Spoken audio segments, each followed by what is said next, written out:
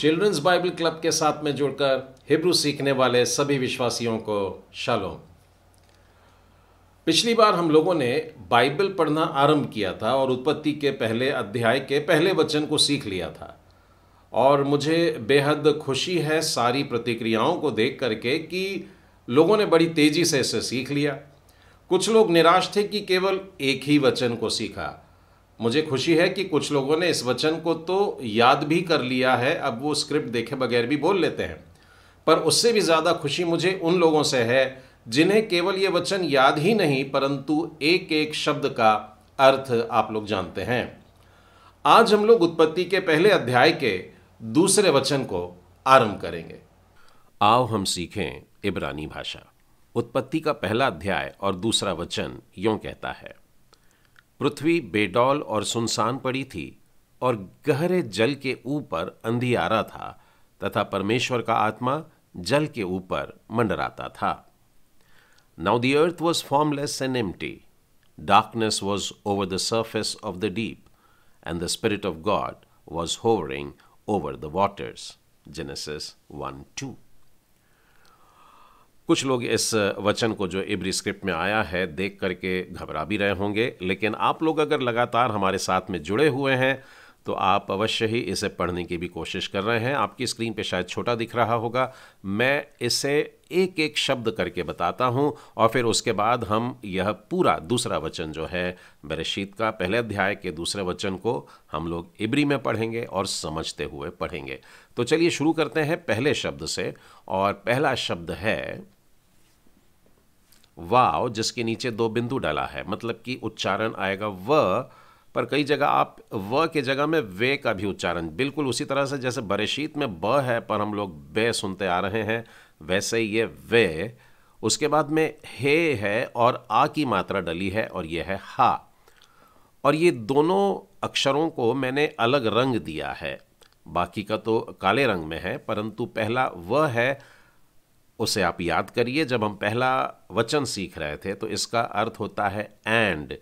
हम बाइबल में देखते हैं कि कई बार व्याकरण के कुछ नियमों के आगे चलता है और बहुत सारे वाक्य एंड से शुरू होते हैं, पर इसका एक कारण है कि हर वाक्य के पहले कुछ टाइम गैप है, मतलब कुछ घटनाएं घटी हैं और उसके बाद में कुछ हुआ है। और इसीलिए हर एक बाइबल का वचन जो सृष्टि की रचना की पुस्तक में हमें मिलता है वो ऐसे ही और से शुरू होता है, एंड से शुरू होता है, वे से शुरू होता है। इब्री अक्षर हे और उसके नीचे आ की मात्रा का उच्चारण होता है हा, जिसका मतलब होता है कोई खास बात, यानी कि द अंग्रेजी का जो होता है एक आर्टिकल लगा हुआ है। और उसके बाद में हम इब्री अक्षर जो काले रंग में है उसे पढ़ते हैं, यह है आलेफ और आ की मात्रा के साथ, यानी उच्चारण हो गया आ।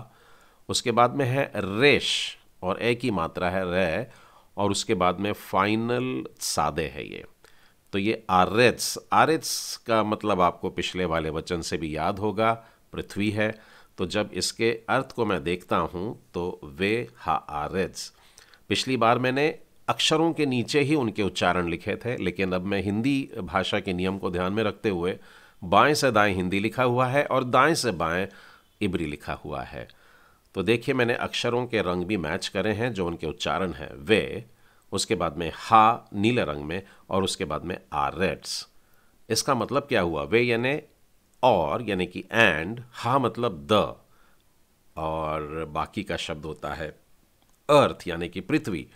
तो इसका अर्थ इस प्रकार से है एंड द अर्थ, और यह पृथ्वी, वे हा आरेट्स। आप इब्री अक्षरों की तरफ पढ़ने की कोशिश करिए, वे हा आरेट्स, इसका अर्थ हुआ और यह पृथ्वी एंड द अर्थ।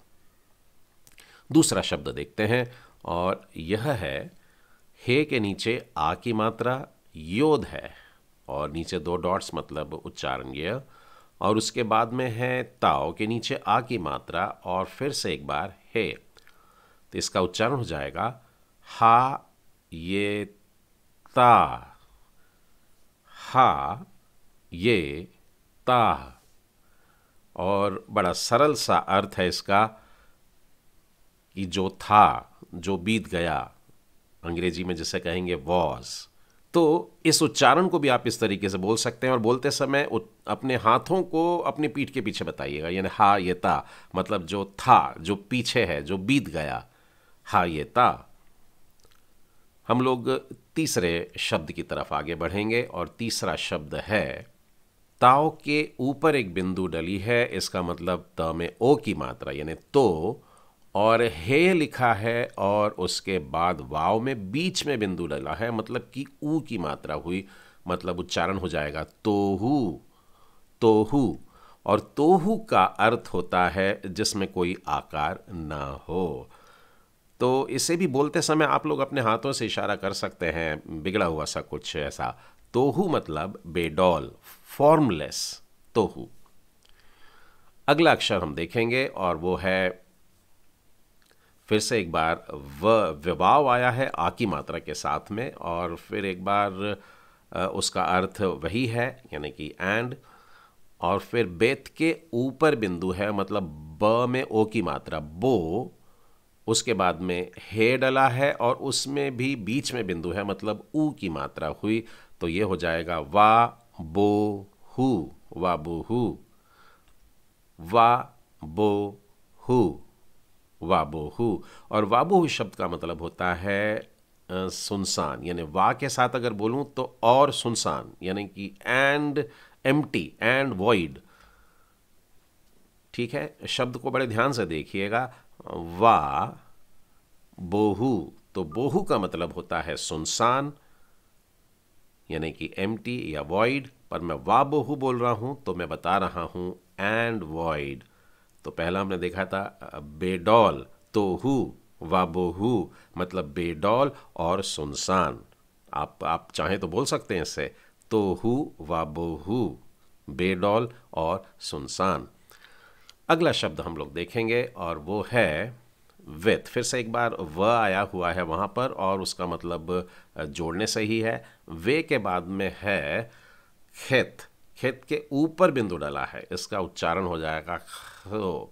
खो के बाद में शिन, शिन में लगी है ए की मात्रा, और फिर उसके बाद में है खेत, और वो फाइनल खेत है इसलिए डंडी एकदम लंबी है, तो इसका उच्चारण हो जाएगा वे खो शे ख, वे हो शेख, वे खो शेख।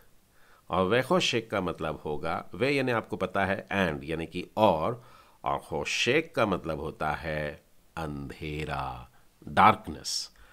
तो अर्थ हो जाएगा इसका और अंधियारा, एंड डार्कनेस। अगला शब्द है आइन, उसके नीचे आ की मात्रा डली है और उसके बाद है लमेद, मतलब ये हो गया आल, आल। और फिर उसके बाद में है पे, और दो बिंदु डली है, मतलब उच्चारण प। और फिर उसके बाद में है नून, और नून में दो आड़े बिंदु डले हैं, मतलब ने, और फिर योद, तो हो जाएगा पे ने, पने। तो अल्पने, और इसका अर्थ होता है के ऊपर, अल्पने, के ऊपर, ओवर द फेस। अगला शब्द हम देखेंगे और वो है ताओ, और उसके नीचे दो बिंदु खड़े हैं, मतलब उच्चारण त हुआ। हे में ओ की मात्रा डली है, हो, और फिर फाइनल मेम, तो ये हो जाएगा त होम, त होम, तहोम। तहोम का मतलब होता है गहरा, डीप। इसके बाद मुझे दो शब्द एक साथ बताने दीजिए।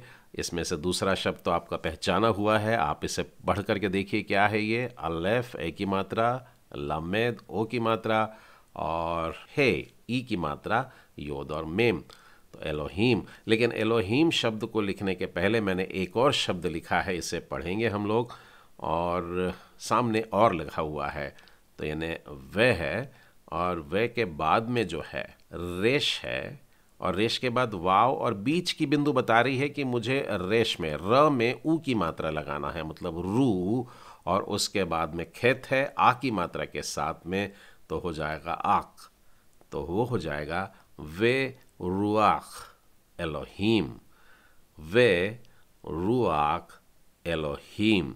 और रुआख का मतलब होता है आत्मा। एलोहीम मतलब परमेश्वर, तो वे रुआख एलोहीम का मतलब होता है परमेश्वर का आत्मा। रुआख एलोहीम परमेश्वर का आत्मा, और वे रुआख एलोहीम कह रहा हूं तो फिर and the spirit of God, और परमेश्वर का आत्मा। अगले शब्द की तरफ हम लोग आगे बढ़ते हैं और वो है मेम। उसके नीचे दो बिंदु म, उसके बाद में रेश और आ की मात्रा, और फिर उसके बाद में खेत है ए की मात्रा के साथ में, तो खे, और उसके बाद में है फे, उसमें भी ए की मात्रा डली है, और फिर ताओ। तो इसका उच्चारण हो जाएगा म रा खे फे त। इससे लिखता हूं मैं, आप भी पढ़ने की कोशिश करिए, मैं रा खे फेत। और यह बोलते समय आप अपने हाथ को अपने सामने ऐसे घुमाइएगा, क्योंकि इसका अर्थ होता है मंडराना, होवरिंग। परमेश्वर का आत्मा मंडरा रहा था। किस पर मंडरा रहा था अगले शब्द में देख लेंगे हम लोग, लेकिन मेराखेफेत का मतलब होता है मंडराता था, वॉज होवरिंग। अगला शब्द देखते हैं, और फिर से एक बार यह आ रहा है कि मंडरा रहा था, तो किस पर मंडरा रहा था, तो उसके ऊपर मंडरा रहा था, ओवर द फेस। और ये शब्द आप फिर से पहचान गए हैं, यह है अल्पेने, जिससे हमने पहले ही देख लिया है। और अल्पेने का मतलब होता है कि ऊपर, तो मेरा कफेत अल्पेने मतलब वह मंडरा रहा था इसके ऊपर। किसके ऊपर, तो अगले शब्द में वो मिलेगा, और यह शब्द मैं चाहूँगा आप पढ़िए इसे। हे जिसमें आ की मात्रा डली है, मतलब हा, मतलब कि द, अंग्रेजी का द। और फिर उसके बाद में मेम है आ की मात्रा के साथ, मतलब माँ। योद में नीचे बिंदु है, और फिर फाइनल मेम है ईम, माईम। माईम मतलब पानी, जल, यह पानी। पहले पढ़ लेते हैं इसे, हा माईम। तो मेरा खिफेत अल्पेने हमाईम और रुआ के लोहिम, तो परमेश्वर का आत्मा मंडराता था इसके ऊपर। किस पर, गहरे जल के ऊपर, तहोम, गहरा जल। तो हमने यह वचन पूरा कर लिया है, पर अभी देखते हैं हम लोगों ने कितना याद कर पाया। उत्पत्ति पहला अध्याय दूसरा वचन हिंदी में पहले बोल देते हैं, ताकि जब हम इब्री में इसे बोलते हैं तो एक एक शब्द उसे हिंदी के शब्दों के साथ में भी जोड़ना शुरू करें। पृथ्वी बेडौल और सुनसान पड़ी थी, और गहरे जल के ऊपर अंधियारा था, तथा परमेश्वर का आत्मा जल के ऊपर मंडराता था। अब आप देखिए कि इनमें से कितने शब्दों को आप पहचान पा रहे हैं, जिसे आपने अभी अभी सीख लिया था। पृथ्वी के लिए कौन सा शब्द है, आरेज, ठीक है। और अगर आप उसके सामने वे लिखते हैं, वे हारेज, मतलब आप इस पृथ्वी के बारे में बात कर रहे हैं। आप परमेश्वर का आत्मा, इसके लिए शब्द कहाँ मिलेगा, जी हाँ, दूसरी लाइन में यह शब्द है, और आखिर आखिर में लिखा हुआ है, और वह है वे रुआख एलोहीम। अच्छा, एक और शब्द मैं पूछता हूँ, मंडराता। मंडराता शब्द कहाँ लिखा है, ये तीसरी लाइन का जो पहला इब्री शब्द है, मेरा खफेत, और ये है मंडराता। लेकिन मैं चाहूँगा कि इसे हम लोग पूरा बड़ा कर लेते हैं, और फिर उसके बाद में इसे पढ़ने का प्रयत्न करेंगे, ठीक है। तो मैं उत्पत्ति के पहले अध्याय के दूसरे वचन को पूरा आप लोगों के स्क्रीन के सामने लिख रहा हूँ, और मैं उम्मीद करता हूँ कि आप इसे पढ़ पाएंगे, और मैं चाहूँगा कि आप इसे पढ़ने की कोशिश करिए। पहला शब्द, वे हा आरेज, वे हा आरेज, जिसका मतलब क्या हुआ, यह पृथ्वी, आरेज मतलब पृथ्वी। उसके बाद का शब्द है हा येता। याद करिए क्या होता है, हा येता मतलब थी, पहले क्या हाल था उसका, उसके बारे में लिखा हुआ है। फिर उसके बाद है तीसरा शब्द, ताव पर ऊपर बिंदु है और ऊ की मात्रा, तोहू, तोहू। उसके बाद वा बो हू। अब मैं चाहूंगा कि आप पहला वाक्य पूरा पढ़ें, जो पहली लाइन नजर आ रही है, वे हा आरेज हा ये ता तोहू वा बोहू। यदि आप मेरे साथ नहीं पढ़ पाए हैं तो एक बार और प्रयत्न करते हैं, मेरे साथ पढ़ने की कोशिश करिए। वे हा आरेज, हा ये ता तोहू वा बोहू। जी हाँ, पृथ्वी कैसी थी? वो बेडौल थी, वह सुनसान भी थी। तोहू वा बोहू। अब हम दूसरे वाले वाक्य पर जो आपकी स्क्रीन पे दिख रहा है आएंगे और उसे पढ़ेंगे। वे खोशेक आलपेने तहोम। फिर से एक बार पढ़ेंगे। वे खोशेक आलपेने तहोम। तहोम मतलब जो गहरा है। आलपेने ओवर द फेस, यानी जिसके ऊपर, और किसके ऊपर? गहरे के ऊपर। क्या है? तीसरा वाला शब्द देखेंगे, वे रूआख और आत्मा, एलोहीम। तो तीसरा वाला जो सेंटेंस हमें इब्री स्क्रिप्ट में दिख रहा है वो है वे रूआख एलोहीम, परमेश्वर का आत्मा, और परमेश्वर का आत्मा। और फिर उसके बाद में है मेरा खफेत। धीरे धीरे पढ़ लेते हैं। मेरा खफेत आल पेने हा माईम। मेरा खफेत मंडराता, अल पेने इसके ऊपर, और आखिरी शब्द है हा माईम, द वाटर्स। तो इस तरीके से आज हम लोगों ने उत्पत्ति के पहले अध्याय के दूसरे वचन को सीख लिया है। मुझे विश्वास है कि आप इन सारी बातों को अपनी किसी डायरी में नोट कर रहे हैं और हर एक शब्द के अर्थ को बड़े ध्यान से समझ रहे हैं। अगली क्लास में तीसरे और चौथे वचन के लिए फिर मुलाकात होगी। जुड़े रहिएगा। शालोम।